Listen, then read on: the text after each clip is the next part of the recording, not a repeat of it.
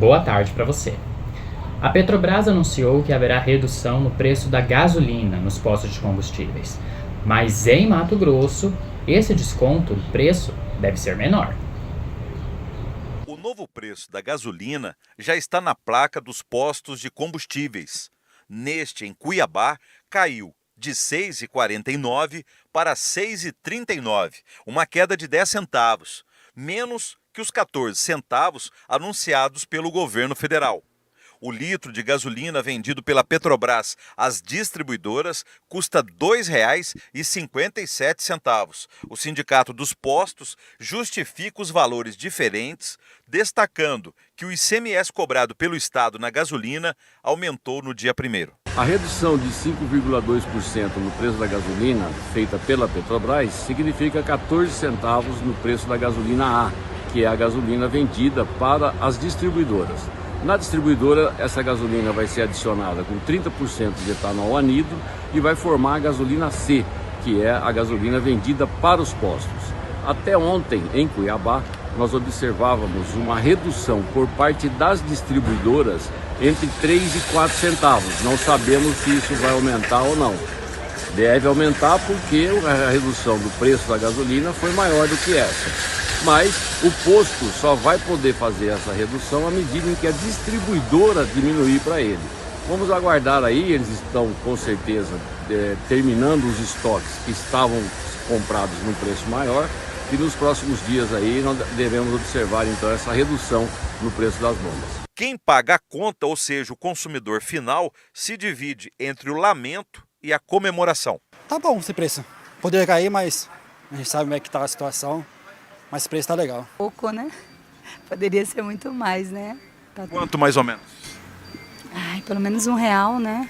Já daria uma boa diferença. Mesmo com a queda no valor da gasolina, tem motorista que prefere continuando a abastecer o carro com etanol. E é por uma questão de preço mesmo. Veja só, na bomba com R$100 é possível colocar 15 litros de gasolina no carro. Com o mesmo dinheiro, é possível abastecer o veículo com 21 litros de etanol. Eu acho um absurdo, né, o valor da gasolina aqui, né? Pelo menos em Cuiabá é um valor bem alto, né? Qual seria um preço justo aí? Cara, um justo a gasolina, acho que seria uns R$3,50 ali, né? Essa base aí, mais ou menos. Eloinha é da Venezuela, maior produtor mundial de petróleo. Morando e trabalhando em Cuiabá, ele ainda abastece o carro de aplicativo com etanol brasileiro a R$ 4,59 o litro. Eu trabalho de Uber e não está dando, a verdade não está dando assim para trabalhar muito. Então já está querendo sair fora do aplicativo precisamente porque não está compensando, entendeu? Até o etanol que está R$ 4,60 e pouco, uma corrida do aplicativo está pagando o KM R$1,30, R$1,20 e pouco, então tá complicado, né, para levar o sustento de casa. Desde dezembro de 2022, a Petrobras já reduziu em 50 centavos ou 26,9% o preço da gasolina para as distribuidoras. Mas até chegar às bombas, o valor passa de R$ 6. Mesmo assim, Tatiana vai continuar abastecendo o carro com gasolina. Por mais que é mais caro, né, mas rende mais, né? E aí a gente percebe também que a velocidade do carro melhora, né? O programa Farmácia Popular ampliou a lista de medicamentos gratuitos disponíveis para a população. Maurício faz tratamento medicamentoso para o controle da pressão arterial há alguns anos. E essa é a rotina dele. Ao menos uma vez por mês vai à farmácia em busca de 2 remédios. Isso sem custo algum no balcão da farmácia. É um alívio para o bolso. Se pagar, ia pagar quase R$100, né? Todo mês, né? Ia pesar? Pesa no bolso, né?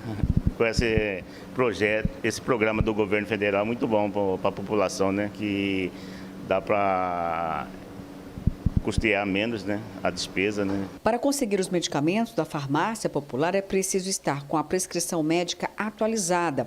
Vale por 6 meses. O programa Farmácia Popular do Brasil, do governo federal, oferece gratuitamente 41 itens, incluindo medicamentos essenciais para hipertensão, diabetes, asma, osteoporose, colesterol alto, doença de Parkinson, glaucoma e rinite, além de anticoncepcionais e fraldas geriátricas. O governo federal ampliou os medicamentos que compõem a farmácia popular.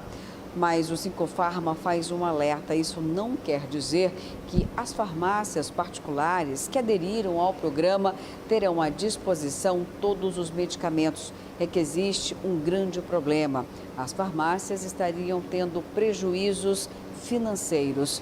Pode acontecer uma reunião em Brasília nos próximos dias para discutir, junto com o governo federal, outra alternativa para beneficiar todos.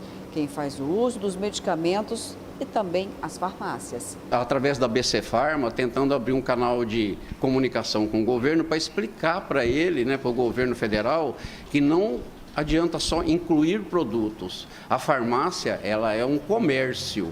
Como todo comércio, ela é tributada.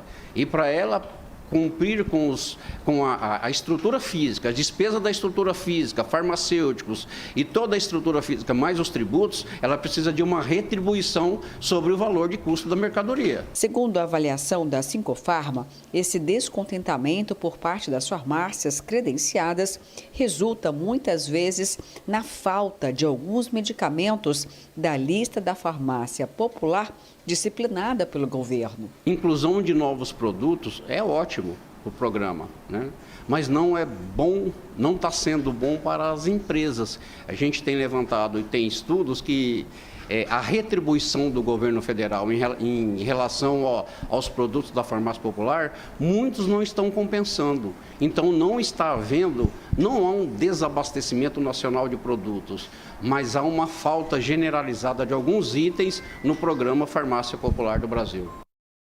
O setor madeireiro em Mato Grosso movimentou mais de 3 bilhões de reais. O madeireiro movimentou 3 bilhões e 17 milhões de reais no estado, um crescimento de 2,86% em relação a 2024. Os dados são do Centro das Indústrias Produtoras e Exportadoras de Madeira, o CIPEM. Segundo o presidente da entidade, o comércio interestadual foi o principal destino de tudo que foi produzido aqui. Mato Grosso se consolida como um dos principais vendedores de madeira para o mercado nacional brasileiro. Nós atendemos mais de 10 estados brasileiros, tendo como forte a região sudeste, a região sulista ali também, até mesmo a região centro-oeste. Então, Mato Grosso tem essa diversidade pela localização, pela logística. Então, Mato Grosso hoje ele trabalha no mercado interno, ele trabalha no mercado brasileiro e na exportação de madeira. Hoje, o setor gera 30 mil empregos diretos e indiretos. Grande parte da madeira produzida em Mato Grosso fica concentrada aqui mesmo. No ano passado, o mercado estadual movimentou 877 milhões e 200 mil reais. Apesar de termos números positivos, Ednei Blasius, presidente do CIPEM Mato Grosso, explica que o setor enfrenta algumas dificuldades. Nossa maior dificuldade na mão de obra, e isso é geral, não é só no setor madeireiro, mas vou falar especificamente do nosso segmento, primeiro, dificuldade de qualificação de mão de obra. Nós temos investido pesado. Aí, segunda dificuldade que nós temos em todas as regiões, às vezes você não consegue trazer uma mão de obra de fora do estado pela questão da moradia. A moradia aqui no Brasil, no Mato Grosso, tem sido muito cara. Então, você não consegue achar uma moradia por menos de R$1.500, R$2.000 de aluguel mensal. A segunda grande dificuldade que nós temos também o grande volume que nós temos dessas bolsas do assistencialismo, que faz com que, às vezes, o trabalhador ele não queira ser registrado para ele não perder esses benefícios que ele tem por parte do governo. Esses são um dos grandes gargalos nossos que nós temos. Questão de moradia, que nós temos que pensar seriamente como nós iremos fazer para poder trair essa mão de obra, talvez de outros estados, mas aí eu tenho que dar uma condição diferenciada, e também essa situação das bolsas, do assistencialismo ali, que às vezes você tem a mão de obra, mas aquele colaborador, aquele trabalhador, ele não quer ser registrado porque vai perder esses benefícios. Um dos entraves no ano passado foi o aumento da tarifa imposta pelos Estados Unidos, que elevou a taxação de produtos de madeira para até 50%. O país é um dos principais mercados de Mato Grosso. Além disso, temos Índia, China, França e Vietnã que compram nossa madeira. Pode observar nos dados, nos índices que nós conseguimos apurar de 2025, como o principal comprador de madeira do Mato Grosso. Quando eu retiro a Índia, que é o principal comprador de madeira exótica, que é a teca, então o segundo maior comprador, que no caso da madeira nativa, o primeiro é os Estados Unidos. Então, os Estados Unidos ele se consolida, mesmo com o tarifaço, como o principal comprador de madeira do estado do Mato Grosso, seguido da China, que também é um grande comprador de madeira aqui do Mato Grosso. No próximo bloco, jovem é executado e decapitado no município de Juína, no noroeste do estado. E o Oeste Paulista registrou apenas um único feminicídio em 2025, mas ainda há muito o que melhorar quando se trata de proteção às mulheres. Até já!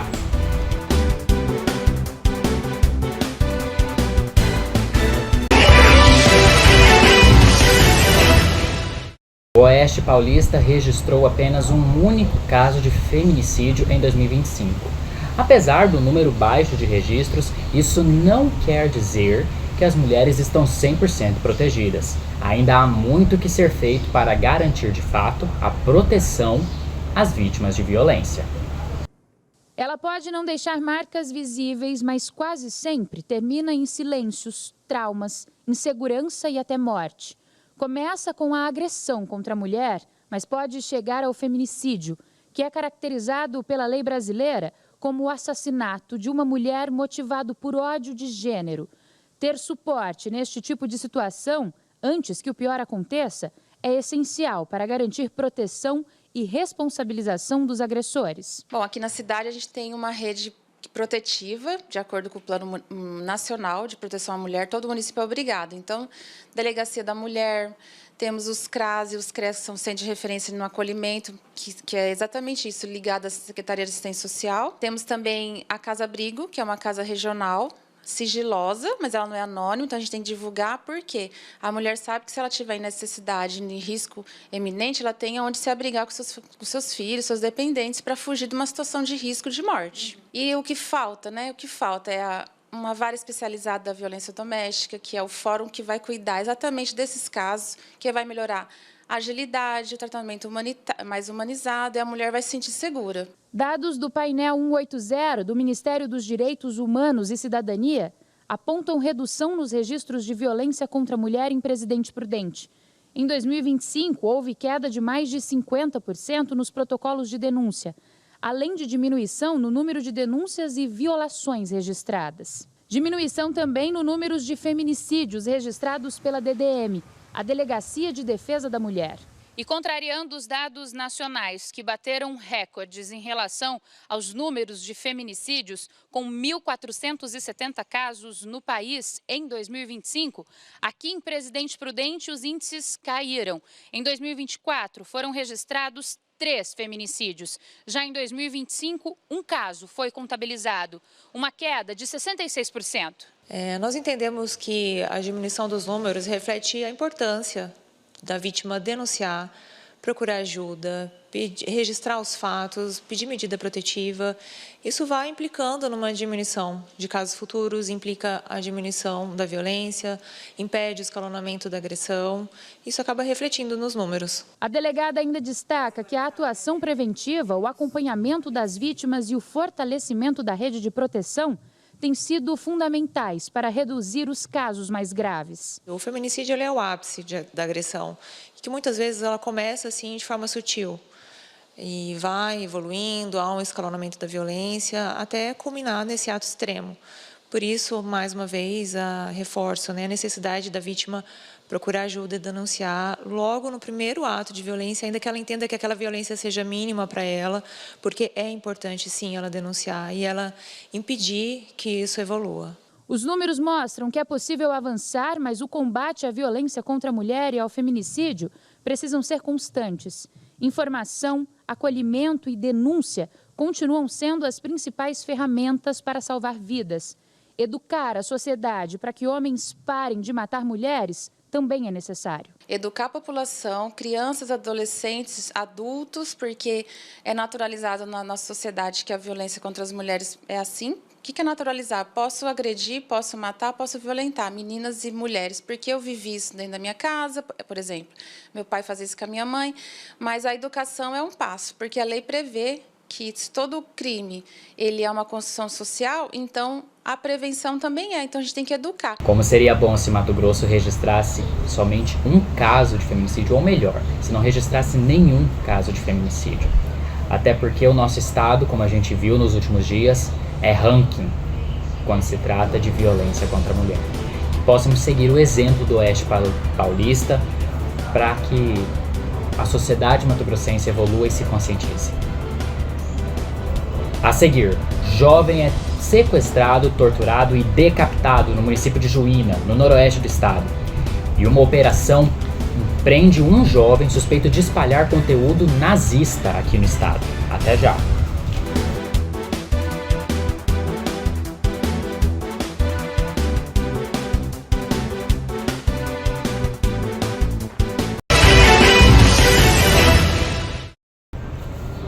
Uma operação realizada pela Polícia Civil está investigando um jovem suspeito de espalhar mensagens e discursos nazistas aqui no estado. Veja na reportagem. Pela manhã, a Delegacia de Repressão a Crimes Informáticos da RCI, em diligências à cidade de Gaúcha do Norte, prendeu em flagrante um homem de 20 anos que trabalhava numa escola municipal do município, acusado de praticar alguns crimes usando as redes sociais, pregando o nazismo, inclusive até com ameaça de atentados em ambientes públicos. Os agentes estiveram no local, o mandado de prisão foi cumprido, ele está preso e nós estamos aqui ao lado do delegado titular da RCI, Dr. Sueli Dias da Silva Júnior, que tem informações a respeito dessa operação. O que é que levou a polícia até esse homem, um jovem, né, de 20 anos, que trabalha numa escola e estava prestes a cometer uma loucura, um crime, hein, doutor? Bom dia. Bem, a Polícia Civil foi informada através de uma agência vinculada à Embaixada Americana, que faz o acompanhamento e todo o monitoramento de atos terroristas e atos preparatórios para ataques em massa, e foi identificado que esse indivíduo, natural do estado do Paraná, porém estava em Gaúcha do Norte, e na investigação nós conseguimos verificar que de fato ele tinha um farto material vinculado ao nazismo, fazendo apologia ao nazismo, inclusive com atos preparatórios para ataques em massa contra populações vulneráveis. A investigação verificou que havia já um planejamento prévio para ataques em igrejas, né, relacionados à intolerância religiosa. Ele chegou a citar o nome dos locais que seriam alvo, doutor?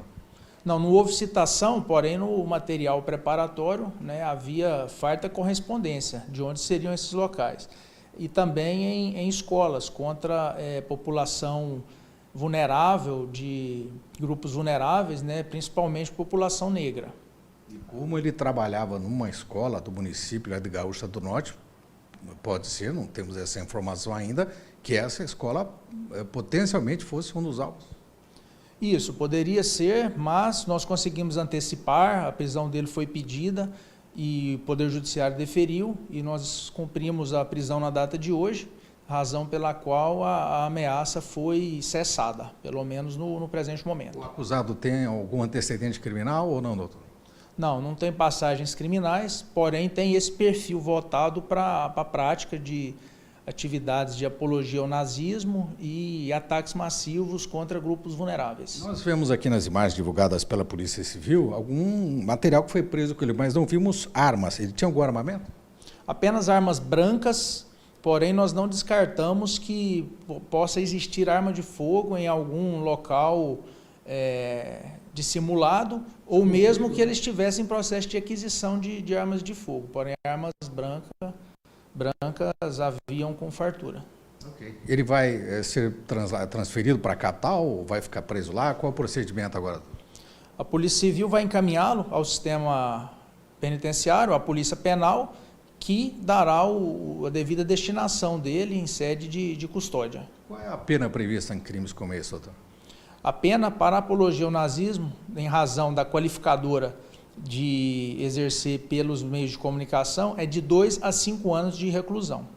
Okay, obrigado pelas informações, doutor Suede, aqui da DRCI. E um detalhe importante, como disse ele no início da entrevista, e foi através da Homeland Security Investigations, a HSI, que é uma agência ligada à Embaixada Norte-Americana, que monitora o mundo inteiro quando vê pela internet informações ligadas a ameaças, crimes desse tipo, já acionam as polícias locais, e foi o que aconteceu. Com brilhantismo, a Polícia Civil agiu e prendeu esse homem antes que uma tragédia acontecesse aqui em Mato Grosso.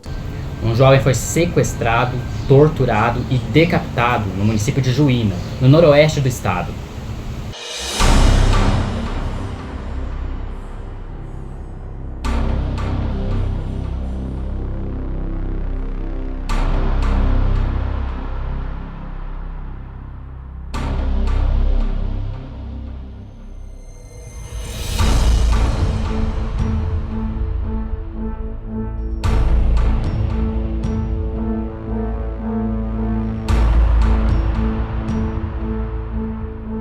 Estamos se aproximando já da 1h da manhã desta quinta-feira. A nossa reportagem se encontra aqui em frente à Delegacia de Polícia. A informação é que a Polícia Judiciária Civil, após intensas diligências durante a noite da quarta-feira e também o início da madrugada de hoje, tiveram êxito em localizar um corpo de um rapaz, de uma pessoa que estava desaparecida há alguns dias aqui na cidade de Juína. De acordo com informações obtidas, esse corpo está em uma região da zona rural aqui do município, conhecido como a linha 4 aqui na nossa região. A nossa reportagem irá acompanhar nesse momento a Polícia Civil juntamente com a Politec nessa diligência.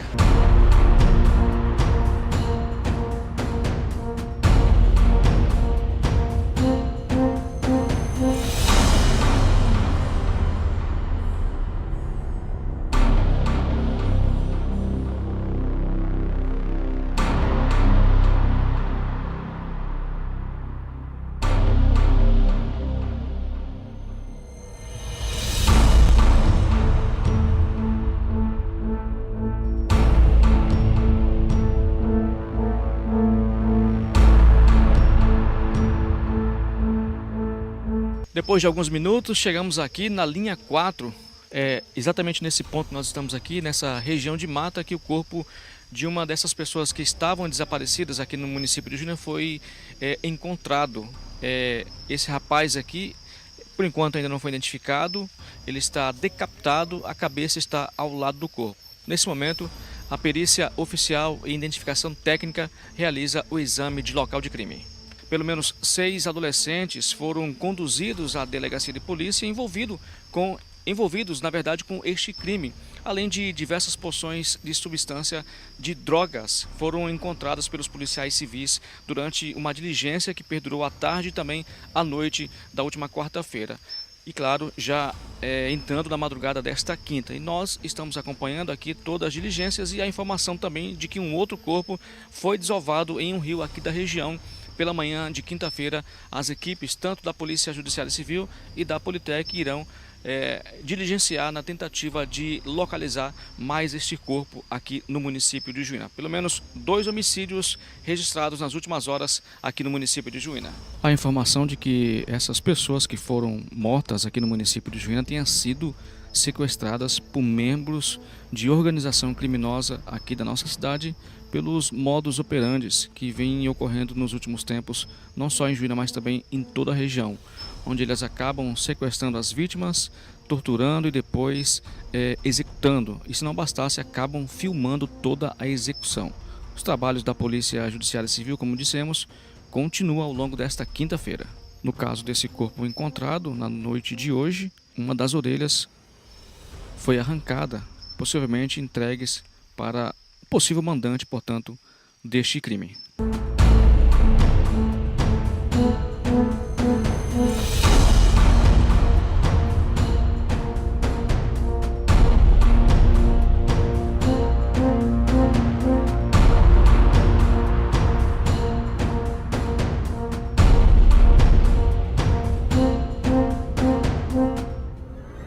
seguir, tem receita para você aprender aqui no TVSB Jornal.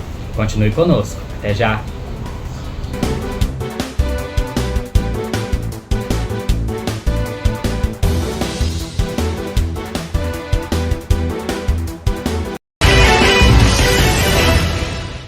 Hoje é sexta-feira e nada melhor do que a gente aprender uma receitinha pra gente fazer naquele final de semana, pra curtir com a família, com os amigos, não é verdade? Então bora aprender o cream cheese japonês, simples e cremoso, mas que dá água na boca. Confira! Olá, boa tarde, meu nome é Elaine, eu sou confeiteira. Vim mostrar pra vocês uma receita que viralizou na internet, que é o cheesecake japonês.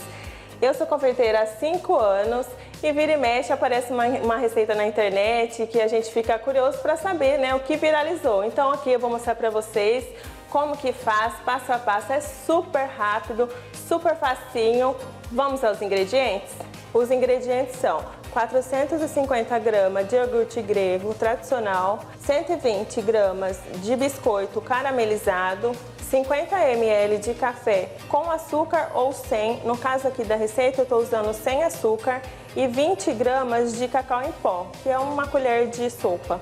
Vamos começar então a nossa receita. Aqui eu vou abrir o iogurte.